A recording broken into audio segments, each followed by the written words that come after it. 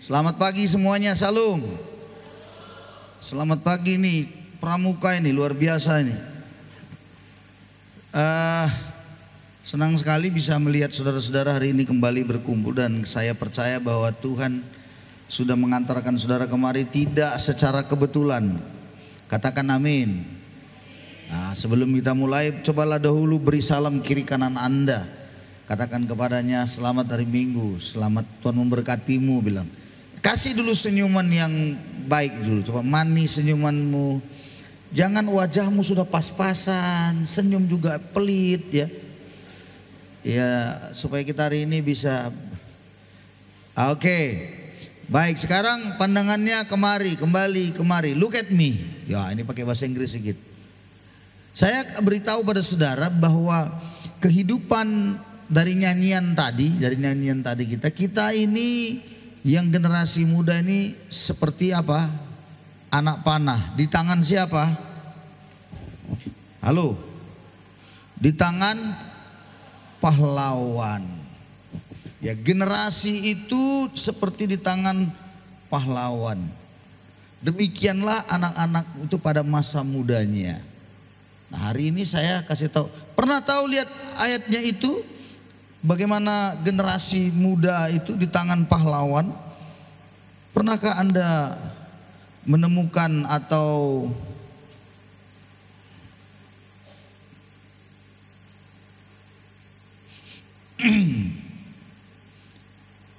saudara-saudara, kalau kita mau belajar tentang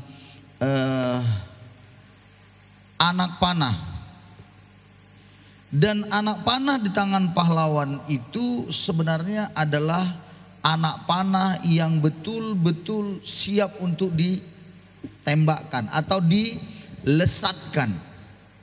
Ya, anak panah itu selalu bicara tentang tujuan. Katakan bersama saya, tujuan. Sekali lagi, katakan lagi, tujuan. Iya.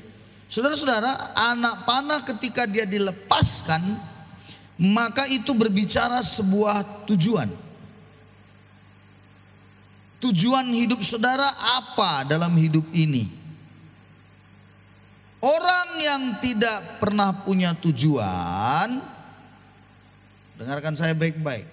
Orang yang tidak punya tujuan, hidupnya akan selalu menyimpang ke kiri ataupun ke kanan. Karena tujuan kita harusnya jelas betul dalam hidup. Tujuan itu harus jelas betul. Nah, dalam konteks belajar itu yang sering disebut sebagai cita-cita. Katakan dengan saya, cita-cita. Ya, cita-cita itu merupakan sesuatu yang penting sekali Anda dan saya sadari betul-betul. Coba kita perhatikan satu ayat yang penting sekali di dalam kitab Ratapan. Mari coba lihat Ratapan. Ratapan 3. Mari perhatikan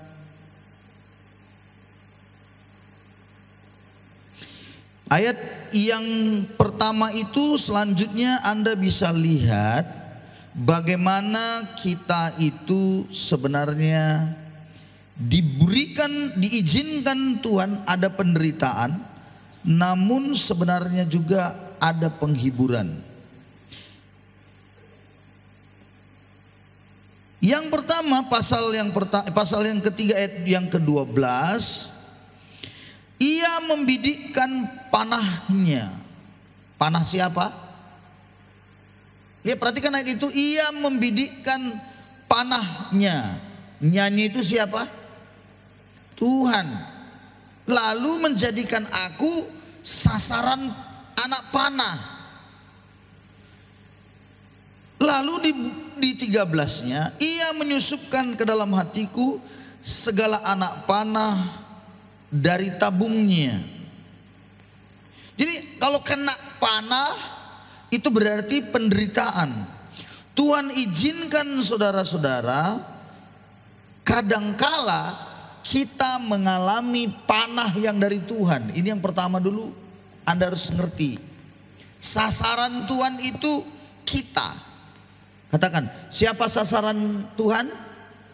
Kita, saya. Katakan lagi, saya. Dan waktu Tuhan berbicara tentang anak panahnya, maka kita sasaran Tuhan, tujuan Tuhan dalam hidup ini. Tuhan itu tertarik dengan saudara dan saya. Makanya dia sasarannya kita. Saya beritahu pada kita semua bahwa seringkali ada persoalan-persoalan berat dalam hidup. Pergumulan-pergumulan katakanlah begitu di dalam hidup. Apakah karena orang tua, apakah karena saudara, apakah karena siapa saja.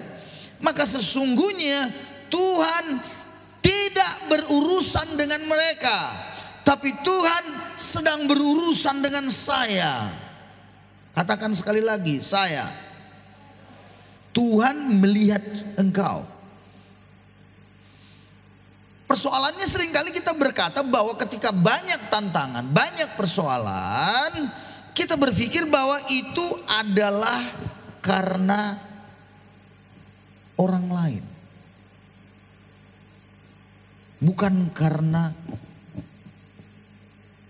saya ada di dalamnya untuk diproses Tuhan. Jadi prosesnya Tuhan itu, sasaran Tuhan ketika menembakkan anak panah itu pada kita penderitaan memang. Tapi maksud Tuhan semuanya itu adalah Anda dan saya menyadari betul bahwa Tuhan punya maksud dalam hidup saudara. Jadi jangan suka nyalahkan gara-gara si A, gara-gara si B, gara-gara orang tua saya, gara-gara ini saudara, gara-gara kawan makanya aku hidupku susah. Bukan. Tuhan izinkan dia memakai orang tuamu, dia memakai gurumu, dia memakai teman-teman sekolahmu untuk membentuk engkau, memproses. Saya sendiri boleh katakan, dalam berbagai perjalanan kehidupan, saya berjalan di dalam apa yang hari-hari lepas hari. Mulai dari saatnya dahulu, kalau ingat betul semua apa yang saya alami, rasanya itu begitu menyakitkan. Begitu apa? Menyakitkan. Sungguh menyerikan rasanya. Tapi ketika semuanya sudah berlalu dan bisa saya katakan lihat hari ini kehidupan saya, akhirnya saya sadar, saya bersyukur untuk semua proses Tuhan di masa lampau. Bagaimana orang menghina saya, bagaimana orang tua tidak peduli saya, bagaimana saudara-saudara yang lain tidak mengerti saya, justru menyalahkan saya. Dan yang paling mengerikan, saya tidak punya salah tapi disalah-salahkan. Itu sungguh sangat menyakitkan. Ya, itulah penderitaan. Anak panah Tuhan sedang bekerja pada saya. Ditembakkannya, dilepaskannya itu pada saya. Sehingga apa yang terjadi? Saya mengalami penderitaan. Ya kena anak panah ya pasti menderita. Nggak ada kena anak panah itu ketawa-ketawa, nggak ada. Itu pasti akan menderita sekali. Dan kita sasaran anak panahnya Tuhan itu. Tapi yang menarik sekali, Salomo yang menuliskan ratapan ini, dia mengatakan kepada dirinya juga lewat kebenaran ini. Dia menyatakan bagaimana dia datang pada Tuhan. Dia datang yang artinya dia sudah tidak mampu lagi menghadapi semuanya. Sampai kemudian dia datang dengan segala kesusahannya, dia bawa pada Tuhan, diletakkannya di bawah kaki Tuhan. Coba kita perhatikan lagi ayat yang ke-18. Silakan 18 19 coba lihat. Oke, kita baca ayat ini. Kita baca 18 19. 2 3 ya. Sangkaku hilang lenyaplah kemasuranku dan harapanku kepada Tuhan. Ingatlah akan sengsaraku 19 2 3 ya. Ingatlah akan sengsaraku dan pengembaraanku, akan ipuh dan racun itu. 20. Jiwaku selalu teringat akan hal itu dan tertekan dalam diriku. Saudara-saudara, perhatikan baik-baik ayat itu. Dia sampai merasa hilanglah kemasyurannya. Ya, oke, terima kasih. Hilanglah kemasyurannya. Perhatikan saudara-saudara, ayat itu menuliskan dengan begitu jelas bahwa dia sengsara, tertekan. Oke? Namun yang menarik, jangan berhenti di ayat itu saja, baca ayat selanjutnya. Ayat selanjutnya 21. Perhatikan, baca kuat-kuat ayat ini, kuat-kuat. 2 3 ya.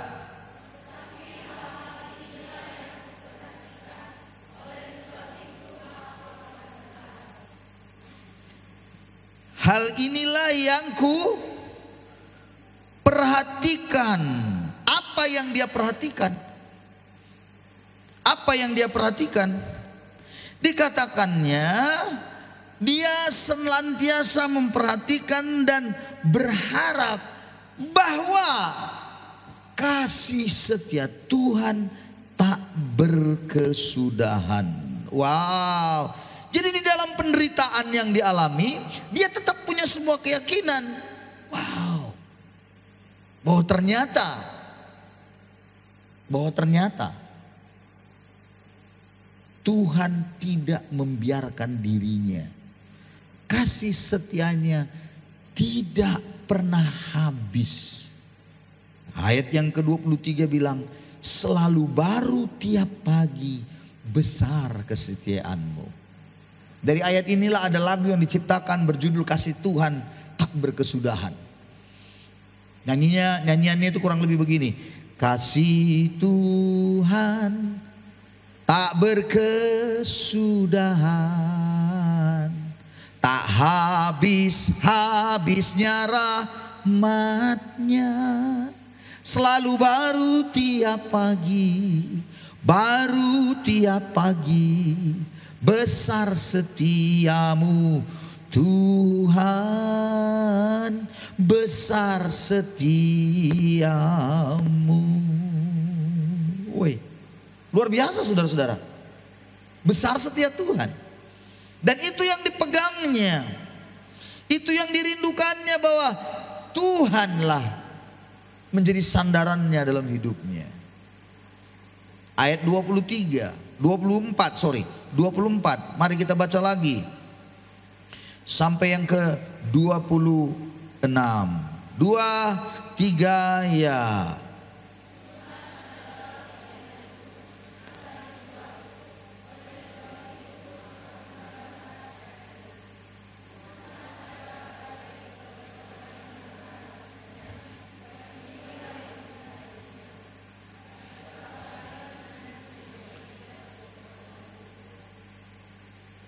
Dikatakan di situ dengan Tuhanlah yang bagianku, Tuhan yang menjadi bagiannya. Dia berharap kepada Tuhan. Adalah baik bagi orang yang berharap pada Tuhan. Baik menantikan Tuhan. Dia menantikan pertolongan Tuhan. Jadi dia tidak membalas. Dalam pergumulan hidupnya, dalam penderitaannya, dia tidak melawan, dia tidak menyalahkan orang, dia tidak menyudutkan orang, dia tidak mencari pembelaan, dia tidak mencari orang-orang lalu dia membalaskan sakit hatinya. Tetapi ayatnya bilang dia justru diam menantikan pertolongan Tuhan. Jadi saudara-saudara, Saya hari ini berkata kepada saudaraku semua, terimalah semuanya, terimalah segala sesuatunya yang kita alami karena Tuhan. Sekali lagi, karena Tuhan punya maksud yang sangat luar biasa pada kita. Dan itu sebabnya dia sedang mau memproses kita. Dia sedang membentuk saudara dan saya. Dia membentuk kita hari-hari ini. Maka setelah itu, setelah kita ditembakkan Tuhan dengan anak panahnya, jadi kita menjadi orang yang siap. Baru kemudian, dengarkan saya, kitalah yang dijadikan Tuhan anak panah. Kemana? Kepada sebuah sasaran tujuan yang pasti. Tapi bukan lagi untuk melakukan penderitaan pada orang, menghina orang, bukan. Tapi kita dibentuknya untuk suatu tujuan yang mulia. Makanya coba nyanyian tadi, kita nanti nyanyikan lagi ya, seperti anak panah di tangan pahlawan. Mazmur 127 kita lihat, Mazmur 127 ayat keempat. Mazmur 127 ayat yang keempat. Perhatikan baik-baik, ayat ini penting. Baca 2, 3 ya.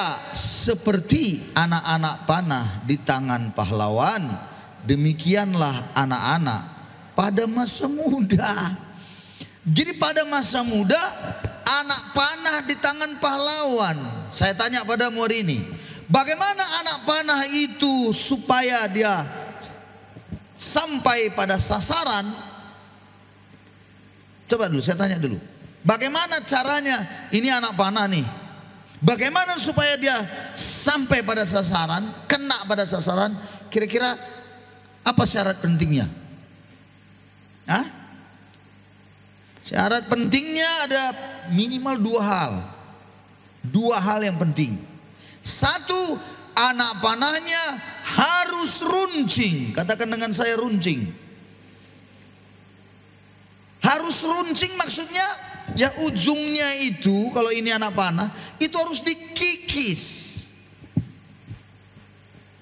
Itulah sebabnya kalau engkau anak panah yang Tuhan ingin lesatkan, engkau diperuncing oleh Tuhan. Waktu dikikis itu sakit atau senang? Sakit menderita sakit, ini berat. Dikikis begitu rupa ujung sampai runcing. Itulah yang tadi saya katakan, ada proses Tuhan dalam hidup ini. Jadi proses yang besar, proses yang panjang, proses yang sulit. Tuhan izinkan kau mengalami penderitaan. Saya tanya padamu hari ini, siapa di sini yang di dalam hidupmu kau mengalami banyak penderitaan? Di rumahmu kau dianggap bagaimana oleh keluargamu? Adakah perbedaan di dalam rumah tangga atau keluargamu yang ada bersama orang tuamu? Masih muda, dengarkan saya. Apakah ada perbedaan? Contoh nih, kakakmu, adikmu dipanggil sayang. Kalau kau dipanggil sama nama-nama yang lain, kalau mungkin misalnya contohnya namamu Wati, tapi cara manggilnya pun Wati. Kalau yang lain panggilannya beda.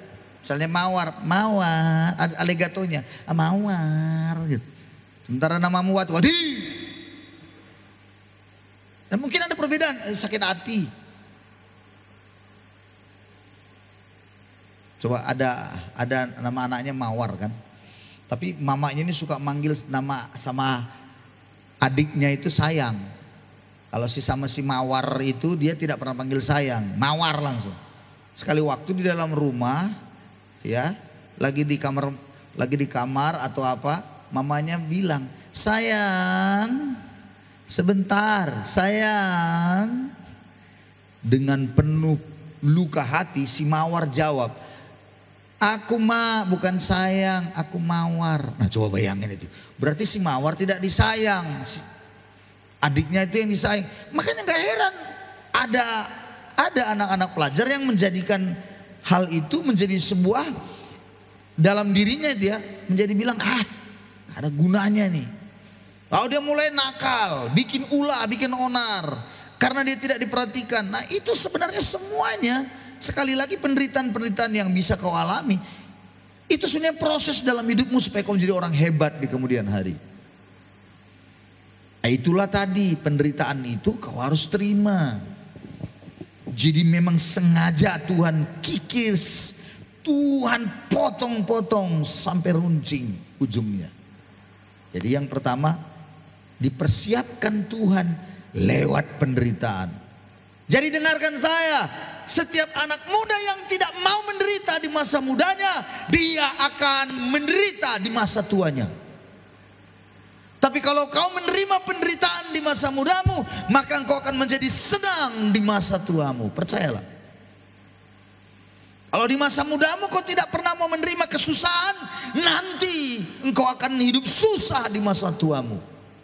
Di umurmu 40 tahun sudah kelihatan. Kan dulu saya pernah bilang, bayangkan ada di TV itu. Saya kadang-kadang bingung dari mana lah dapatnya semua. Tapi saya pikir perlu juga menjadi perenungan. Kalau engkau tahu pernah bernama Mario Teguh yang namanya Golden Ways. Tahu ya, Mario Teguh motivator. Apa dia bilang? Seorang yang umur 40 tahun, ketika dia memasuki umur 40 tahun, tidak ada tanda-tanda kemapanan dalam dirinya, berarti ada banyak hal yang tidak benar, tidak beres yang dikerjakannya di masa mudanya. Jadi dengarkan saya baik-baik bagi kita hari ini. Umurmu 40 tahun ditentukan sekarang waktu kau masih muda. Jadi kau harus belajar menerima, memikul itu. Tidak masalah penderitaan ini, tidak masalah. Kau tanggung, dan tadi sudah dikatakan dalam kitab Ratapan. Kau harus datang pada Tuhan dan kau berkata, Tuhanlah menjadi bagianku, pertolonganku dari Dia. Tak pernah habis-habisnya rahmatnya dalam hidupku. Itulah yang harus kau lakukan. Amin. Jadi syaratnya tadi yang pertama apa? Anak panahnya harus diperuncing. Yang kedua, supaya sampai pada sasaran itu harus seorang pahlawan yang melepaskannya. Makanya anak panah di tangan pahlawan. Yang melepaskan anak panah itu pahlawan. Kalau masih amatiran atau junioran yang melepaskan anak panah, melenceng-melenceng itu. Jadi saudara-saudaraku, ingat, anak panah yang dilepaskan itu seorang pahlawan, itulah yang harusnya kita ada di tangannya, di tangan pahlawan itu, anak panah itu. Nah, pahlawan itu siapa? Ada beberapa yang saya tangkap pahlawan yang sering ada di dalam dunia ini. Pahlawan itu yang pertama itu sering kali disebut adalah guru sebagai pahlawan tanpa tanda jasa. Jadi gurulah yang mendidikmu, yang akan mempersiapkanmu untuk dilepaskan. Makanya oleh karena itu kau harus siap mendengarkan dan belajar dari gurumu. Lalu pahlawan yang kedua dalam dunia ini, orang tua itu bisa jadi pahlawan dalam hidupmu. Dia memberikan makanan, menyiapkan makanan. Dialah yang memberikan uang untuk kau bisa sekolah. Tapi kadang-kadang ku tengok, mohon maaf ya, ada banyak anak perempuan di SMA yang kulihat, di handphonenya, misalnya handphonenya begitu, di handphonenya itu gambarnya aja, status di depan itu dilihat begitu. Iya, dia perempuan, tapi ada seorang anak lajang, iya kan, pria yang ganteng begitu. Ditanya, itu siapa? Gitu. Lah enggak, itu foto siapa? Lee Min Ho. Siapa Lee Min Ho itu? artis Korea. Bayangkan, gambarnya depannya aja Lee Min Ho, artis Korea. Lucunya dia anggap itu idolanya. Tapi waktu ditanya, kenal kau sama Lee Min Ho? Enggak. Pernah kau dikasihnya satu WhatsApp aja, satu WA menyemangatimu? Enggak. Pernah kau dikasihnya uang sekolahmu? Enggak. Lalu kenapa kau kasih itu Lee Min Ho? Saya nggak bisa pikir. Harusnya di depan itu gambar siapa? Gambar kaulah dengan orang tuamu, gambar bapakmu. Coba lihat status-statusmu di WA, gambarmu siapa status? Itu gambar apa? Itu siapa? Tapi kan seringkali yang aneh-aneh. Jadi sebenarnya kita tanpa sadar, kita tidak menganggap orang tua itu pahlawan. Padahal itu pahlawan kita. Dan saya akhiri, di tangan pahlawan yang terakhir, siapa pahlawan terakhir? Itu adalah Kristus Tuhan kita. Jadi kau harus bagaimana?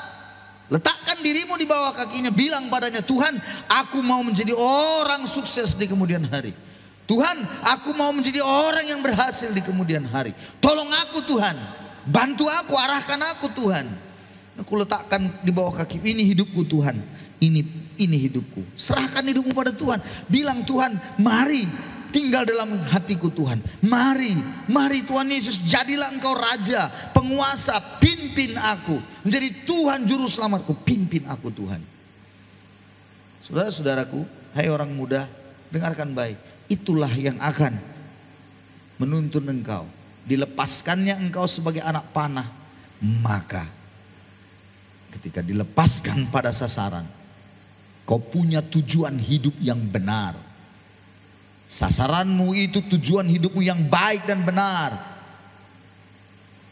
Siapa di sini yang mungkin sebentar lagi sedang berpikir, saya mau jadi serdadu, saya mau jadi TNI, polisi, Polri. Salahkah? Enggak, bagus. Ada yang bilang saya mau jadi guru, saya mau jadi pengusaha, saya mau jadi hakim, saya mau jadi jaksa. Semuanya baik, itu betul, tetapi jangan lupa engkau sampai di sana oleh karena pahlawan. Engkau tidak akan pernah sampai di sana tanpa seorang pahlawan. Dan pahlawanmu itu tadi saya bilang adalah orang tuamu, gurumu, dan terlebih Kristus Tuhan yang akan menolong engkau. Akhirnya saya tutup kebenaran ini. Satu harapan besar saya bahwa engkau yang hari ini hadir. Hari ini hadir. 20 tahun lagi mungkin. 10 tahun lagi mungkin. Umurmu sekarang 16, 17. Berkisar antara 15 sampai 18 di situ. 16, 17, 18. Berkisar begitu di situ umurmu. Hitung-hitung kalau memang 20 tahun lagi, berarti 36, 37, 38. Maka kau sudah pasti menjadi seorang yang hebat harusnya. Ada anak yang saya bimbing, kami bimbing di Medan. Anak Nias nih. Kuliah, orang tuanya susah betul. Dan akhirnya dia menyelesaikan sarjana hukumnya, terseok-seok. Sulit kali. Saya rasa ada 5-6 tahun baru selesai. Lalu kemudian dia mengerjakan beberapa hal. Kalau dia pulang, dia bilang, aku pulang apa yang kukerjakan kembali ke Nias. Nggak ada, biarlah aku bertahan di sini.